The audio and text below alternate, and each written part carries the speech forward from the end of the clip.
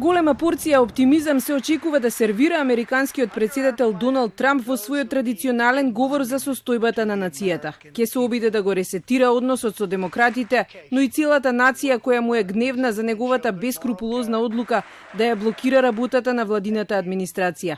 Блокада која траеше историски 35 дена, во кои 800.000 луѓе не примаа плата и беа на принуден одмор. Зидот со Мексико е најголемата болка и за демократите и за републиканците.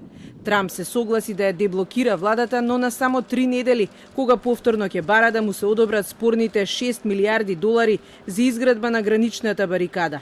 Затоа и му беше одложено денешното обраќање, кое според аналитичарите ќе биде следено со нервоза. We just finished the longest government shutdown in this country's history. We are facing a February 15th deadline when we could possibly re-enter into government shutdown. You've got the president and Democrats who are locked in this very, very heated, increasingly heated and angry discussion over the president's demand for border wall money, which Democrats say they are not going to give him. Трамп ќе се обиде да ја објасни потребата за изградбата на зидот со неговата вечна тема миграцијата, за која зборува со месеци наназад поради безбедноста во Америка.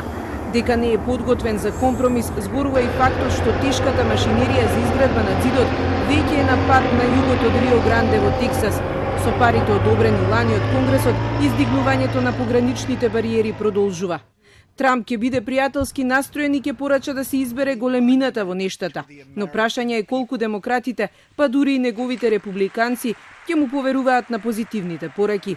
Со оглед на тоа што најчесто говорите му се претходно напишани според стандардите, а потоа си оди во Белата куќа и преку Твитер се враќа на својата стара реторика, преку навреди и погрдни зборови, што е мејнстрим на едно председателско однесување.